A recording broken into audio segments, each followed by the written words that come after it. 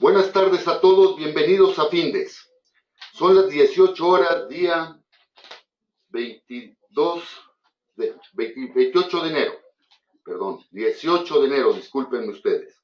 Momento de iniciar el webinario que tenemos preparado para este momento en materia de punto de equilibrio. Soy Emigdio Villalobos, directivo de la Fundación, quien agradece la oportunidad de dirigirnos a todos ustedes, así como al profesor Fernando Palmos Olmos, especialista de Findes en el área financiera, a quien me permito presentar sucintamente como contador público y licenciado en administración, con estudios de maestría en alta dirección y posgrado en derivados financieros. Actualmente jefe del Departamento de Estudios de Finanzas Populares en Findes, con una vasta experiencia en el sector financiero, en el cual se ha desempeñado como director en diversas áreas. Antes de ceder la palabra a Fernando, les recuerdo que al finalizar esta plática dispondremos de algunos minutos para poder atender las preguntas, las sugerencias, los comentarios que quieran realizarnos. Fernando, buenas tardes, podemos iniciar. ¿Qué tal? Buenas tardes. Buenas tardes a todos, muchas gracias por acompañarnos esta tarde para platicar de un tema muy importante dentro de lo que son las finanzas, que es el punto de equilibrio. Este tema lo desarrollamos de manera mucho más amplia en los cursos de finanzas para no financieros, análisis financiero y presupuestos. Pero empezaremos por platicar qué es el punto de equilibrio. Me imagino que muchos de ustedes ya han escuchado este término. De manera muy simple decimos, es donde no perdemos ni ganamos.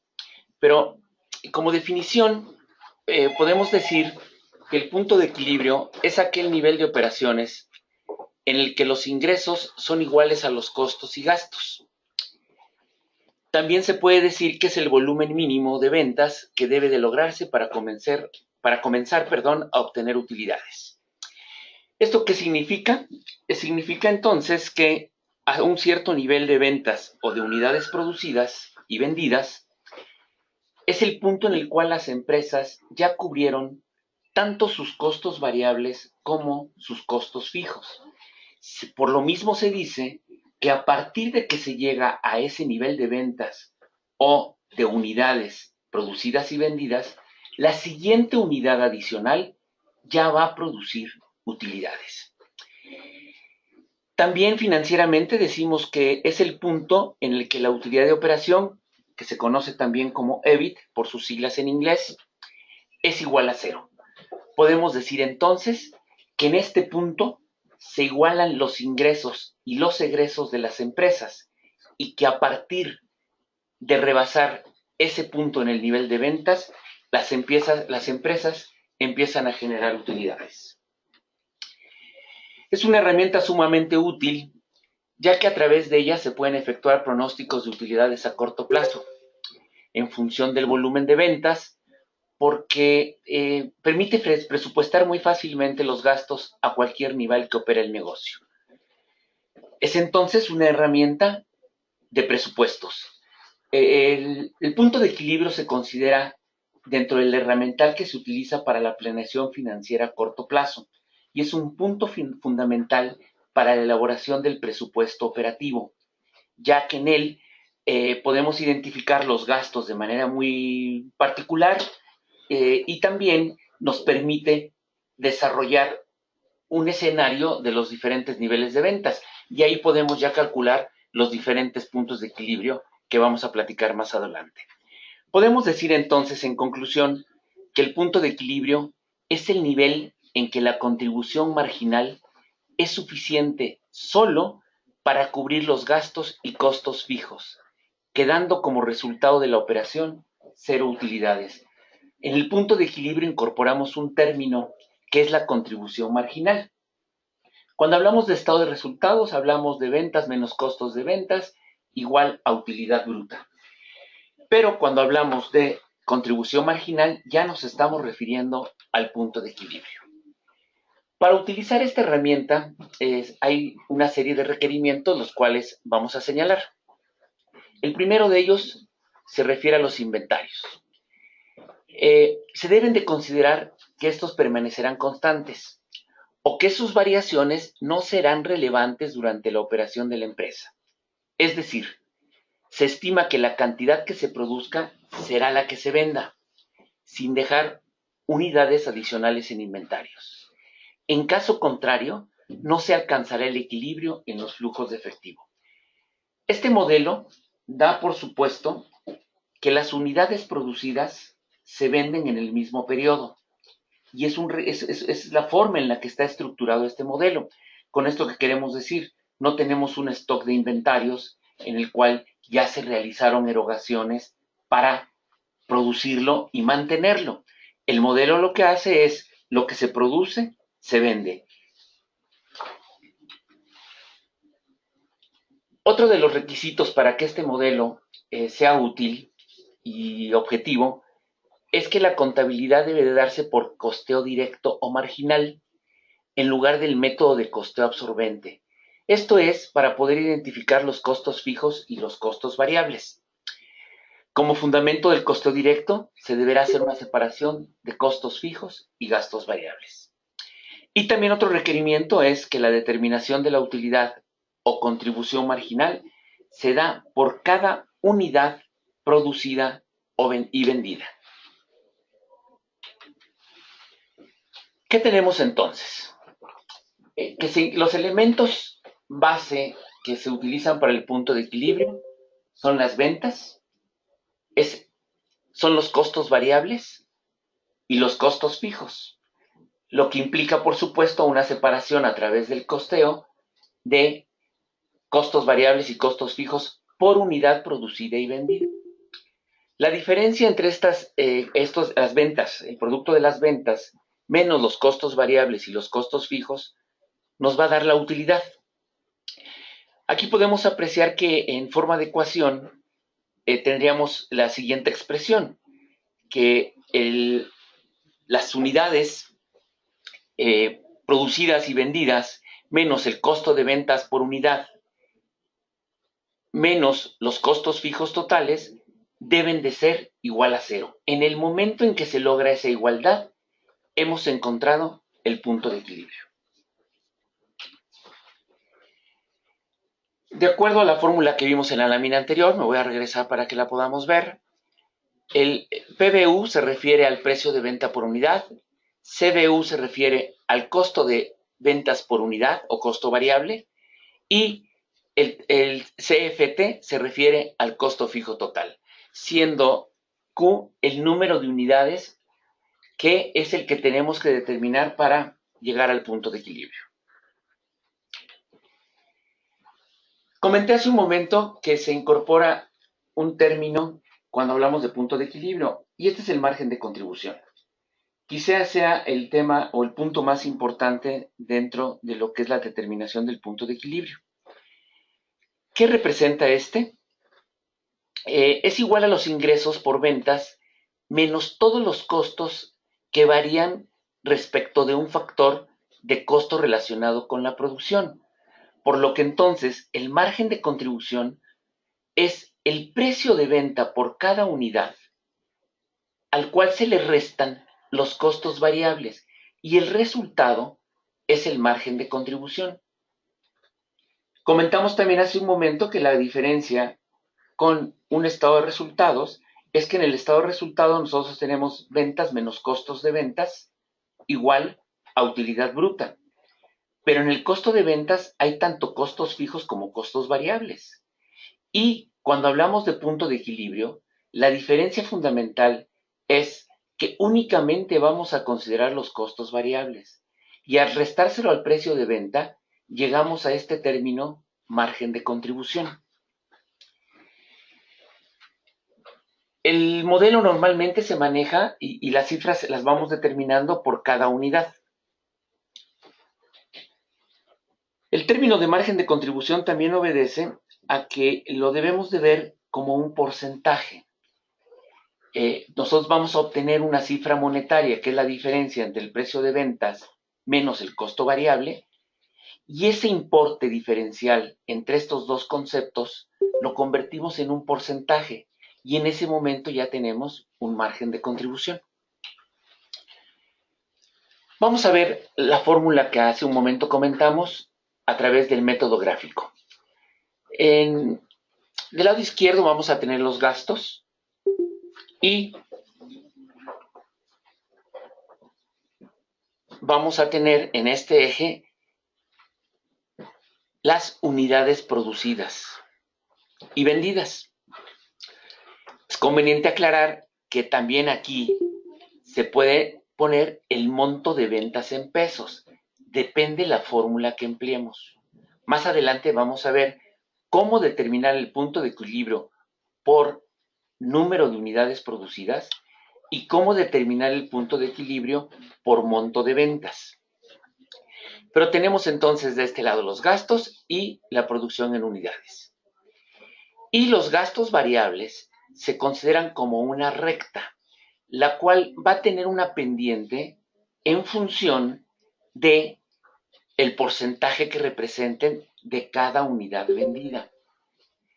La recta parte del origen, del eje de las coordenadas, porque a 0 unidades producidas tenemos 0 gastos variables y estos van a ir aumentando conforme se incremente el volumen de producción.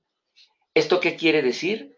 Que la característica de estos costos variables principalmente es que únicamente aparecen cuando se produce una unidad.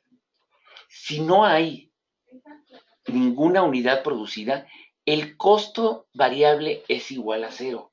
Esa es una de las condiciones más importantes que tiene el modelo de punto de equilibrio. Siguiendo con el modelo gráfico, podemos apreciar después una recta que son los gastos fijos. Esta recta lo que implica es que independientemente del número de unidades producidas, estos gastos fijos se van a mantener con independencia a las unidades. En la práctica, suele haber puntos de quiebre. ¿Esto qué quiere decir? Que después de que se rebasa cierta producción, los gastos fijos pueden incrementarse y hacer algo parecido a una escalera. Eso va a depender de cada tipo de empresa y de los tipos de productos que tenga la venta. Estos gastos fijos tienen como característica que aun cuando no haya unidades producidas, el gasto va a ser el mismo. Si ustedes observan, con 0 unidades producidas, es el mismo gasto que si incrementamos el número de unidades producidas.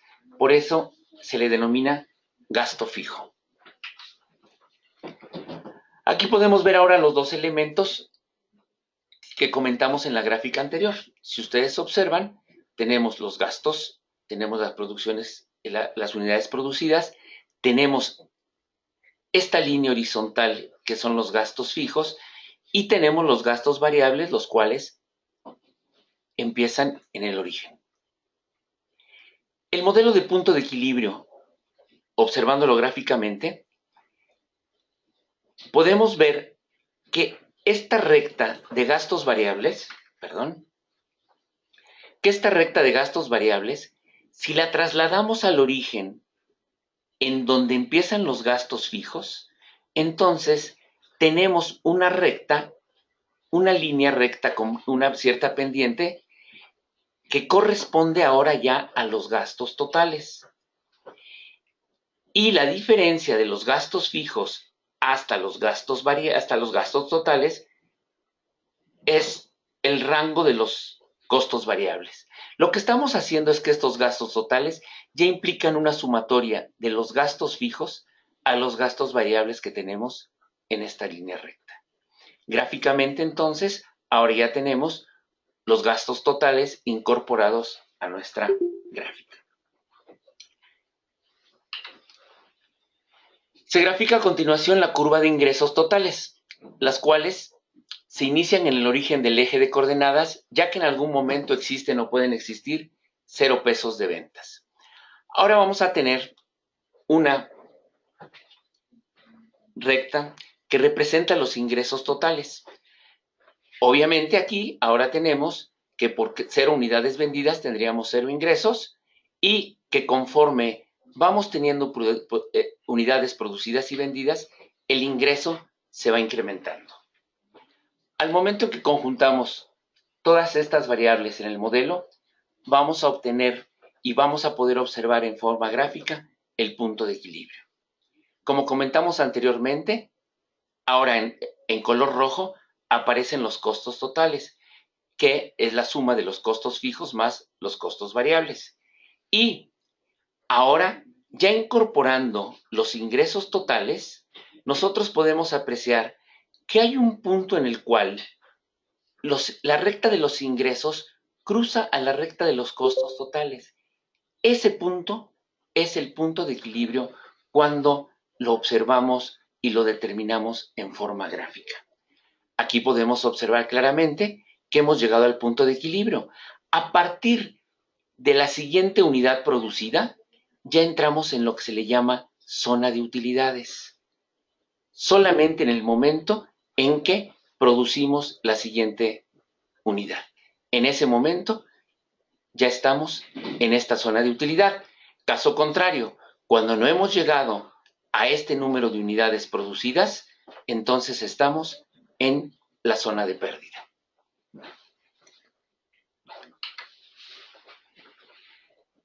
Podemos verlo también como fórmula. El método gráfico, como su nombre lo indica, pues nos facilita observar el momento en el que esa recta de ingresos totales cruza la de los costos totales y llegamos al punto de equilibrio. Cuando tenemos que determinar el punto de equilibrio, lo podemos hacer en varios esquemas. Uno es el punto de equilibrio operativo, también se puede determinar el punto de equilibrio financiero o se puede determinar un punto de equilibrio en el cual nosotros lleguemos al volumen de ventas requerido para tener una cierta utilidad. En esta lámina nosotros podemos apreciar que para llegar a ese volumen de ventas, nosotros le vamos incrementando a los costos fijos totales la utilidad deseada y la vamos dividiendo entre el margen de contribución. Esta utilidad deseada, me refiero a la utilidad de operación. Más adelante vamos a ver qué tratamiento se da cuando lo que tenemos aquí es la utilidad neta. También podemos determinar siempre el punto de equilibrio, como lo podrán observar, por volumen de ventas o por el importe de ventas requerido para llegar al margen de contribución. La diferencia está que aquí el margen de contribución va a estar en pesos y cuando queremos llegar al importe en ventas, el margen de contribución lo trabajamos como un porcentaje. Cuando lo que deseamos es llegar a la utilidad después de impuestos o utilidad neta, tenemos que considerar la carga fiscal.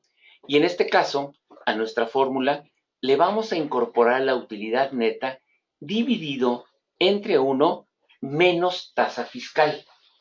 Y eso dividido entre el margen de contribución. Vamos a ver un ejemplo para que sea más claro más adelante, para que podamos tener un ejemplo.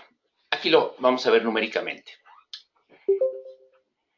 Si ustedes observan, tenemos un precio de venta por un producto de 247.50. El costo variable es de 160 pesos con 80 centavos. Y la diferencia entre el precio de venta y costo variable, que es la contribución marginal, asciende a 86 pesos con 70 centavos. Los costos fijos son de 632.500 pesos. Si nosotros dividimos la contribución marginal entre el precio de venta, tenemos ahora porcentualmente cuánto representa la contribución marginal.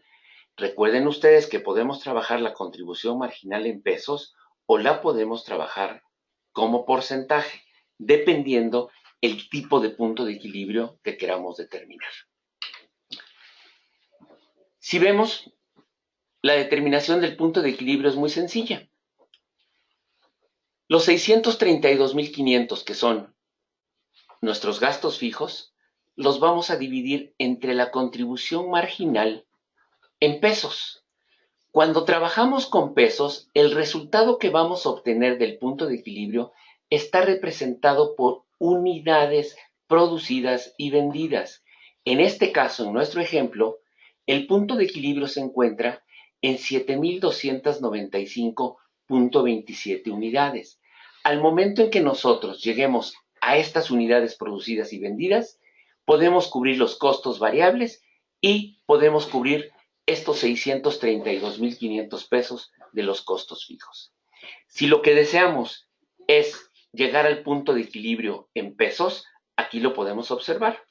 Los mismos costos fijos, pero ahora divididos entre el punto de contribución representado de manera porcentual. Y el resultado que vamos a obtener es el nivel de venta requerido para llegar al punto de equilibrio, que en este caso es de 1,805,580 pesos. Como verán ustedes, la determinación del punto de equilibrio es sumamente sencilla. En realidad, el trabajo delicado es la separación de costos variables y costos fijos. Vamos a seguir con este ejemplo. Ahora aquí tenemos representado lo que es el punto de equilibrio financiero porque le estamos incorporando los intereses por deuda que tenemos que pagar. Si observan, a los costos fijos, que son 632,500, le estamos sumando los intereses que tenemos que pagar por deuda. Y de la misma forma, ahora lo dividimos por la contribución marginal y vamos a obtener el número de unidades que representa el punto de equilibrio, 8,406,57. Anteriormente, nuestro punto de equilibrio estaba en 7,295 unidades y al incorporar los intereses, necesitamos ahora desplazar 8,406 unidades. Aquí en esta parte inferior vamos a hacer la comprobación, vamos a comprobar de que este realmente es el punto de equilibrio. La sumatoria de los gastos fijos más los intereses nos da como resultado 728,850 pesos. Si nosotros vendemos 8,406,57 unidades a un precio de 247,50, obtenemos en ventas 2,080,627. Los costos variables, que son 8,406,57 por 160,80, que es el costo variable por unidad, nos arroja un importe de 1,351,177. La diferencia entre ambas cifras es la contribución marginal, que son los 728,850, que representan los gastos fijos más los intereses.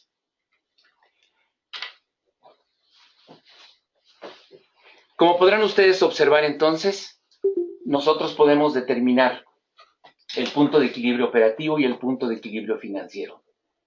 El punto fundamental es obtener la contribución marginal en pesos y en porcentaje y estamos ya listos para poder planear a corto plazo y determinar los diferentes puntos de equilibrio que necesitamos en nuestra planeación financiera.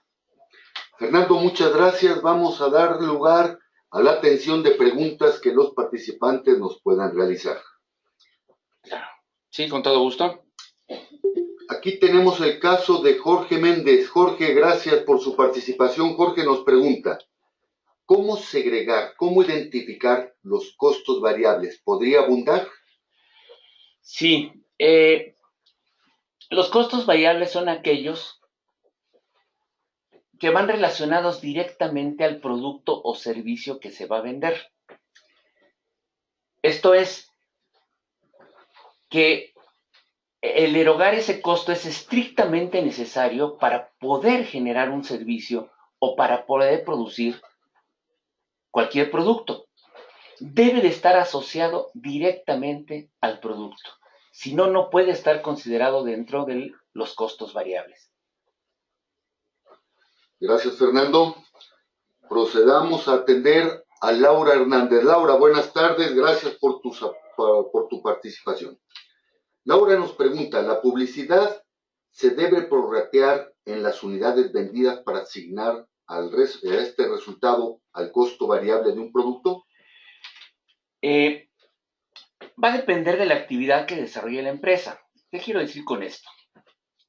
Si la empresa, su actividad económica no está relacionada a la publicidad debe de entrar como un costo fijo.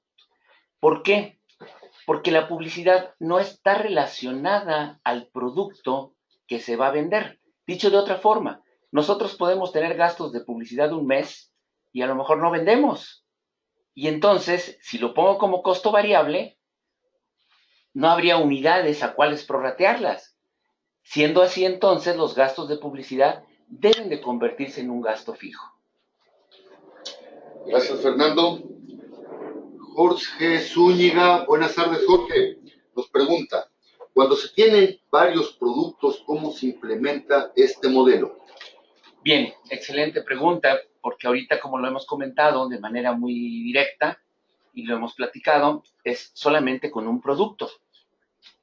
El primer paso es que se determine la contribución marginal por cada uno de los productos. Y ahí vamos a encontrarnos que habrá algunos que tengan una contribución marginal mayor y otros que tengan un margen más pequeño. Pero el primer paso es qué contribución marginal tiene cada un producto, que adicionalmente al desarrollo del punto de equilibrio, pues nos va a aportar también información sobre los productos, qué márgenes tienen y cuáles productos tienen un margen de contribución más pequeño. Posteriormente, se tiene que establecer un prorrateo de los gastos fijos. Y normalmente este prorrateo se hace por el porcentaje que representa cada producto dentro del total de las ventas, cuando se trata de productos. Cuando se trata de servicios, se puede hacer dividiendo los costos fijos por metros cuadrados que ocupa la oficina y se va prorrateando hacia los productos, qué personas están trabajando en determinado servicio. Cuando se trata de servicios se puede hacer de esa forma. En el producto es un prorrateo. Fernando, muchas gracias. Y bien, es hora de dar término a este webinario, cosa que no debemos hacer, sin antes recordarle que todos los jueves a las 18 horas estaremos abordando diferentes temas de interés en el ámbito de los negocios. El próximo jueves 25 de enero a las 18 horas trataremos el tema de activos intangibles. ¿Qué son? ¿Cómo se cuantifican? Los esperamos. Inviten a sus compañeros, inviten a sus amigos. Son las 18:30 del día 18 de enero. Damos por concluido el desarrollo de este webinario. Muchas gracias por su participación. Hasta luego.